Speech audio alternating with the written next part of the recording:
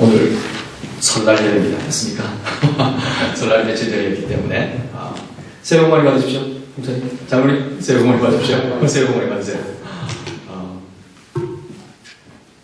한국에 잠시 있으면서 느꼈던 것 중에 하나, 우리가 옛날에 그 시카고에서 얘기를 나눴을 때 잠시 우리가 나눴지만, 한국은 새해를 맞이하면 제일 활발하게 화합을 누리는 것은 토종 비결 하시는 분들. 지나가면서 강남을 가게 되면, 제가 있는 곳이 그쪽 이 지역에서 이렇게 요즘에는 정말 길거리에 무슨 정말 이게 대기업화 되는 것 같아요. 이렇게 막 사무실도 하고 한 10명이 앉아가지고 아주 사람들이 많더라고요. 새해가 되면 참 궁금한 게 많은 것 같아요. 올해는 어떻게 될까? 우리 기독교인들한테도 궁금한 게 참 많습니다. 그 중에서 하나가 뭐냐면, 살다 보면 하나님이 올해 우리들한테 무엇을 원하실까? 주님의 뜻은 무엇일까? 이런 것들을 찾는 것 같아요. 물론 그거 찾으려고 토종 비결 보러 가시는 분은 없으시겠죠? 웃으시는 분은 약간 질리시는 분과 주님의 뜻을 안다는 게 무엇일까? 오늘 그것을 한번 생각해 봤으면 해요. 우리가 기도를 하거나 그렇게 할 때 그런 단어를 많이 쓰지 않습니까? 주의 뜻은, 주님의 뜻. 제가 중학생이었을 때는 저는 의사가 되고 싶었습니다. 저희 할머님이 저희 아버님, 그러니까 목사들과 함께 살다 보니 한이 많이 맺히셔서 그러신지 손자만큼은 잘 먹고 잘 살고 존경받는 사람으로 키우고 싶으셨나 봅니다. 그래서 국민학교 중학교를 거치면서 매일 제가 할머니와 같이 방에 썼기 때문에 할머니가 하시는 말씀이, 재호야, 너는 내가 볼 때는 네가 의사 되는 것은 주님의 뜻이다 라고 말씀하셨습니다. 그래서 새벽기도, 철야기도 새벽기도도 안 빠지고 철야기도 빠진 적 없으신 우리 할머님의 말씀이시니 저는 어렸을 때 그게 주의 뜻인 줄 알았습니다. 근데 제가 의사가 되었나요? 아닙니다. 제가 할 때는 신학대학 같은 데를 다니다가 별로 재미가 없어서 다 실망을 많이 해서 그만뒀습니다. 그만두고 미국으로 비즈니스 공부하러 왔습니다. 그때는 철석같이 믿기를, 아무리 내 아버지가 나를 목사시키려고 해도 나는 목사 되는 것은 주의 뜻은 아닌 것 같다라고 확신했었습니다. 이거는 나의 길이 아니야. 근데 지금 제가 어디에 서 있나요? 이상하죠? 저의 경험만은 아닐 거예요. 주님의 뜻이라고 믿고 철떡같이 시작했는데, 주의 뜻이라고 감이 있었는데 아니라고 판명되어서 황당했던 적 없었습니까? 좀 있었을 거예요. 이런 일이 벌어졌을 때 우리는 이렇게 방법을 해결을 합니다. 이런 방법으로, 내가 하나님의 뜻을 잘 몰랐다. 내가 좀 부족해서, 내가 기도가 부족했어. 근데 마음속 한 곳에는 이런 마음이 아직까지도 남아있습니다. 나 이 기도 열심히 했는데, 그래도 금식까지 하면서 집중해서 기도를 했는데 내가 뭐가 부족했지? 이런 마음이 뒤끝을 땡기고 있을 겁니다. 아니면 이렇게 또 생각할 수도 있습니다. 내가 하나님의 뜻을 오해했거나 잘못 생각할 수 있겠구나. 그때는 그것이 하나님의 뜻이 이런 것이었는데 내가 오해해서 이렇게 해석했으니까 그러면 내가 고치고 다시 생각하고 다시 시작해야지 하면서 결론을 그렇게 내리기도 합니다. 그러나 우리는 이런 결론을 내리기까지 마음속에 주님의 뜻에 관련해서 번뇌하는 마음들이 있어요. 즉, 하나님은 그분의 뜻을 잘못 찾게 해서 나로 하여금 잘못된 결정을 하게끔 하시는 것일까라는 약간의 원망과, 이렇게 했으면 좋았을 텐데 하는 그 바라는 마음으로부터 스스로 벗어나지 못하는 그런 고민들, 그런 번뇌가 마음속에 있을 거예요. 한두 번쯤은 경험하셨을 것 같습니다. 이런 상황에서 오늘 이런 질문을 한번 해봅니다. 하나님께서 정말 자신의 뜻을 알지 못하게끔 감추셨을까요? 하나님께서 우리가 해석을 해야 할 정도로 자신의 뜻을 어렵게 만드셨을까요? 주님의 뜻이라는 게, 나를 향한, 여러분을 향한 뜻이라는 게 도대체 무엇일까요? 마음이 절실한 마음으로 토종 비결하는 사람을 찾아가는 마음으로 여기 오셨다면 실망하실 겁니다. 그러나 그 얘기를 조금 해보고 싶습니다. 오늘의 본문입니다. 야고보서 4장에 보게 되면 13절, 14절 이렇게 표현하지요. 들으라, 너희 중에 말하기를 오늘이나 내일이나 우리가 어떤 도시에 가서 거기서 1년을 머물며 장사하며 이익을 보리라 하는 자들아, 내일 일을 너희가 알지 못하는도다. 너희 생명이 무엇이냐? 너희는 잠깐 보이다가 없어지는 안개니라. 야고보는 삶의 경험을 통해서 이렇게 교인들한테 얘기를 하고 있습니다. 우리가 하나님의 뜻을, 주님의 뜻을 알아가는 데 있어서 이 본문은 야고보가 섬겼던 교회의 교인들한테 하는 얘기잖아요. 이 본문을 통해서 우리가 어떻게 보면 생각해 볼 수 있는 것은 이겁니다. 우리가 하나님의 뜻을, 주님의 뜻을 알아가는 데 있어서 그분의 뜻을 파악할 때에 결정적인 실수를 몇 가지를 하는데, 오늘의 본문에서 얘기하고 있는 건 이거예요. 이 첫 두 절은 주님의 뜻과 관련해서 가장 결정적인 실수는 주님의 뜻을 미래에 되어진 일과 연관시키는 습관입니다. 주님의 뜻을 얘기할 때 흔히 우리들은 앞으로 되어질 일들에 하나님께서 어떻게 펼쳐 보이실까 라고 생각하면서 주님의 뜻과 의지에 대해서 연관을 시키는데, 그것 자체가 실수인 가능성이 많습니다. 우리 흔히 기도할 때 이렇게 얘기합니다. 주님께서 길을 밝혀 주시옵소서, 주님께서 뜻을 보여주시옵소서 라고 기도할 경우가 많아요. 그럴 때 우리는 미래를 좌우하게 될 중요한 결정사항들이 눈앞에, 또는 서너 가지 또는 10가지 정도가 있을 때 우리는 이런 기도를 주로 하게 됩니다. 주님 뜻을 보여주시옵소서. 자녀가 대학을 갈 때쯤에 주님의 뜻이 어디 있습니까? 서울대입니까? 연세대입니까? 고대입니까? 사실은 애는 저기 아무데도 못 갈 가능성이 많아요. 주님의 뜻이라면 가능한데 하버드를 보내주십시오. 다 알고 봐도 애는 안 되는데 주님의 뜻에 관한 얘기를 묻고 있습니다. 또는 직장을 결정할 때 이 직장 또는 저 직장을 놓고 무엇인가 다가오는 이 짧은 미래에 어떤 것을 결정해야 되는데 잘 모르니까 기도의 문턱을 넘게 되는 겁니다. 이쪽을 제어봐도 저쪽을 제어봐도 베네핏도 비슷하고, 또는 한쪽이 좀 미치는 것 같기도 하고 이쪽에 대해서 한 마음이 있는데 여기는 뭔가 또 잘 될 것 같기도 하고, 다른 쪽은 확신이 없을 때, 그리고 그런 확신에 대한 것은 주로 미래의 것과 관련해서 주님의 뜻을 찾고 또는 밀어붙이기도 합니다. 우리가 미래에 되어질 일들과 주님의 뜻과 관련 지어서 강구할 때 그 속 깊은 곳에는 이게 있어요. 우리 마음속에 안전하게 길을 가고 싶은 마음이 있습니다. 좀 알고 미리 준비하고 편안하게 준비해서 예정된 계획대로 결론이 도출되고자 하는 마음이 깊숙하게 자리 잡고 있습니다. 좀 편안하게 길을 가고 싶은 거예요. 미리 알면 편안하지 않습니까? 하나님의 뜻이 거기에 있다는 걸 미리 알게 되면 좀 편안한 거예요. 확신이 있는 거예요. 이렇게 주님의 뜻으로 돈을 제대로 벌게 해주신다면 하나님을 위해서 내가 많이 쓰겠습니다. 돈 벌어서 가지는 충족감에 대한 마음 때문에 이런 얘기를 하는 거겠지요.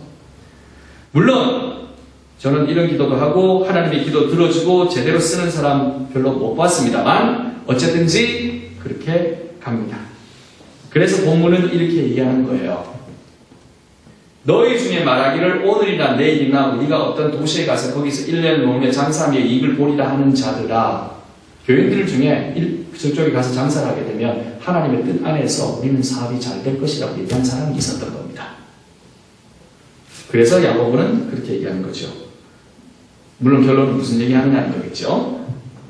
주의 뜻이라고 하는 그것이 결정적으로 본문에 보게 되면 1년 동안 이루어질 일에 관한 얘기와 관련시켜서 사람들이 얘기를 하고 있는 거예요.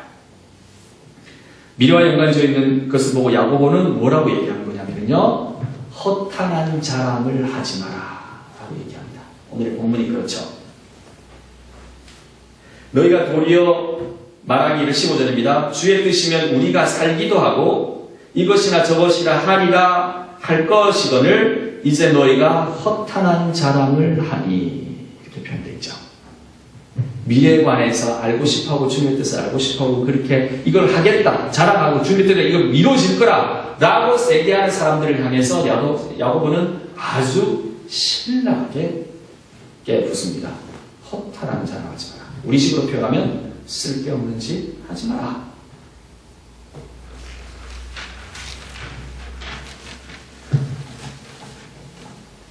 (13절이) 다시 한번 읽게 되면 이렇게 됩니다. 들으라 너희 중에 말하기를 오늘이나 내일이나 우리가 어떤 도시에 가서 거기서 1년을 머물며 장사하며 이익을 보리라 하는 자들아.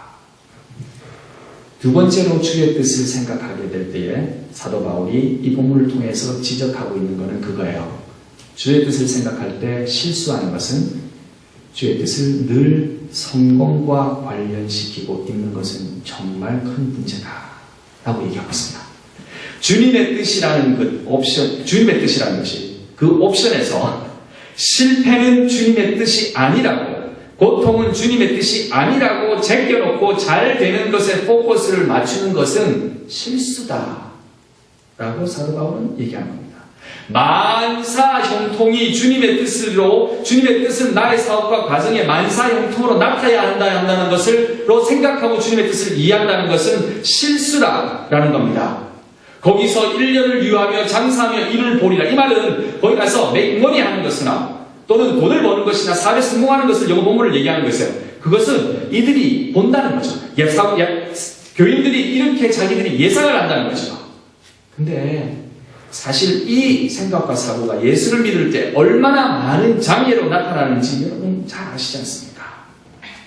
돈 잘 벌고 성공하고 명예를 얻고 존경을 받는 것이 하나님의 뜻이라면 정말 솔직하게 얘기해요. 목사 돈 잘 벌어야 돼요. 성공해야 돼요. 명예가 있어야 돼요. 좋은 차 받아야 돼요. 큰 집에서 살아야 돼요. 그쵸? 근데요, 아니거든요. 목사는 그렇게 살면 안 돼요. 맞죠, 목사님? 목사님 그렇게 살면 안 되잖아요. 조그만한 단칸방이라도 그런 거에서 자족하면서 살아야 되잖아요. 욕심도 없어야 되고. 이거 비디오로 녹화되면 다른 목사님들이 오해하시려나. 그러나 그건 아니잖아요. 그렇게 사는 목사님들도 사실은 많이 없고 정말 헌신하는 목사님들이 더 많으시잖아요. 제가 알기로는 80에서 90% 목사님들은 이 경지에 못 갑니다. 가서도 안 되고 그럼 안 될 겁니다. 근데 왜 교회에 와요? 목사님들이 잘 못 살고 좋은 차 못 벌고 그렇게 사는데 만사형통 못하고 사시는 분들이 많은데 왜 무엇을 보러 교회에 오시냐는 거죠. 실패한 케이스를 보고 그것에부터 격려를 받아서 더 잘 되시려고? 잘 모르겠어요. 주님의 뜻에 따른 실패의 케이스를 목도하면서 말입니다. 그래서 이런 것도 성경은 오늘 얘기대로 이렇게 얘기합니다. 허탄한 것들이라고요. 다 악한 것들이라고요. 미래에 무엇을 기대해서 잘 되는 것 같고 성공을 했고 그것을 주의 뜻이라 떠들어대는 것은 뭐라고 얘기하느냐면요. 16절에는 이렇게 표현합니다. 악한 것이라. 제가 거짓말하고 있습니다. 16절 볼까요? 이제도 너희가 허탄한 자랑을 하니 그러한 자랑은 다 악한 것이라. 성공과 미래와 관련해서 잘 되는 것을 자랑하고 잘 될 것이라고 확신하고 그것을 떠버리고 다니고 그것을 확신하면서 사는 채 그것을 이루어가고 그것을 위해서 목적을 가지고 사는 사람들한테 야고보가 얘기하는 얘기는 다 악한 거야 라고 얘기하는 거예요. 가슴이 철렁합니다. 마음이 팍 아파져요. 왜? 저도 성공에 대한 욕심이 좀 있거든요. 마음이 팍 찔리는 겁니다. 그러면 주의 뜻은 무엇일까? 이것도 아니고 저것도 아니면 주의 뜻은 무엇일까요? 처음에 가졌던 질문입니다. 의사였던 것 같으니 의사가 또 아니었어요. 목사였던 것 같으니 목사가 좀 이상하게 가는 것 같아요. 지금 현재 상황. 주님의 뜻은 무엇입니까? 저도 고민이 많아요. 주의 뜻은 정말 알기 어려운 것일까요? 대답을 해드릴게요. 어렵지 않아요. 하나님이 우리를 사랑한다면 왜 주의 뜻을 감춰 놓으셨겠습니까? 세상에 자기 아들한테 줄 선물을 땅속 100m 깊은 곳에 깊이 감춰 놓고 아들 보고 나중에 매 팔아주면서 저기 반경 1km 안에 땅 100m 밑에 숨겨놨으니까 찾으라고 그렇게 할 아버지 있습니까? 저 웨슬리한테 그렇게 못해요. 그냥 줬으면 좋지. 그렇죠? 하나님께서 우리 아버지시고 우리의 부모님이신데 우리한테 그렇게 하셨을까요? 하나님의 뜻을 꽁꽁 감추어서 우리가 오해하게끔 또는 철학적인 해석 같은 것들을 하게끔 해서 우리를 하여금 미로 속을 헤매게끔 하셨을까요? 사실 주님의 뜻은 쉬운 곳에 있다고 믿습니다. 주님이 우리에게 원하시는 뜻은 우리가 정말 심플하게 대답을 해드리겠습니다. 실망하지 마세요. 그러나 그 대답을 여러분한테 드리겠습니다. 오늘 여러분들이 토종비리가 찾아간 것보다 더욱더 큰 해답을 가지고 가기를 정말 바랍니다. 주님께서 우리들한테 원하시는 그 뜻은 우리가 주님과 함께 지금 여기에 있기를 원하시는 겁니다. 아멘. 주님이 우리를 향한 뜻은요, 우리가 주님과 함께 있기를 원하시는 거예요. 함께 이 자리에 나와 함께 동행하기를 원하시는 거예요. 내 가족이 되어서 싫은 얘기, 좋은 얘기, 아픈 얘기, 눈물 나는 얘기, 기쁜 얘기를 나누기를 원하시는 거예요. 그 하나님의 임재를 내 옆에서 보기를 원하시는 거예요. 하나님이 재호야 네가 내 옆에 있구나라고 뭉클하게 하나님도 감동받으시기를 원하시는 거예요. 멀리 떨어져서 저기서 헤매고 돌아다니는 게 아니라 주님의 뜻은 여기 이 자리에, 그래, 난 내가 뭐 어려운 거 알아. 아버님 나 미치겠어요. 정말 힘들어 죽겠어요. 알아. 그래, 같이 가. 이거였어요. 아버지가 되게끔 해달라는 것이 주의 뜻이었어요. 근데 우리는 아버지 없이 살아갈 때가 너무 많죠. 하나님의 마음은 거기에 있었던 겁니다. 우리가 미래의 일을 죽고 천국 간다는 것 이외에도 알지 못하고 그 사건 위에는 결정된 그것 위에는 알지도 못하고 알 수도 없고 솔직하게 얘기해서 알아서도 안 됩니다. 미래를 알아서 뭐 하시겠습니까? 우리가 설사 미래의 걱정이 정말 하늘에 꽉 찰 정도 천지로 많아도 그것을 아는 것들이 주님이 그것을 가르쳐 주님의 뜻이라고 생각한다면 우리의 신앙은 정말 점쟁이를 찾는 수준의 신앙밖에 안 되는 거예요. 그거 아세요? 알고 봤더니 대한민국에 예수 믿는 사람들의 40%에서 50%는 매년마다 토종비결 보러 간답니다. 그쵸? 이해가 돼요. 근데 하나님의 뜻을 알기 위해서 여기 와서 하나님의 뜻을 이렇게 얘기하는 게 마음에 안 들어서 그럴 가능성이 정말 많아요.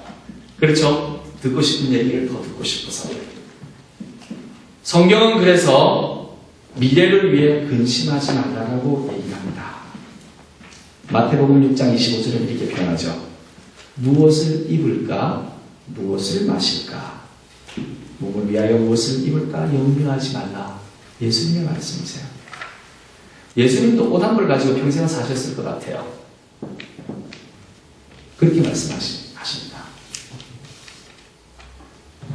그렇게 염려해서 예수님의 말씀이시죠. 너희 중에 누가 그 염려로 키를 한 자나 더 할 수 있느냐? 예수님께서 말씀하셨어요.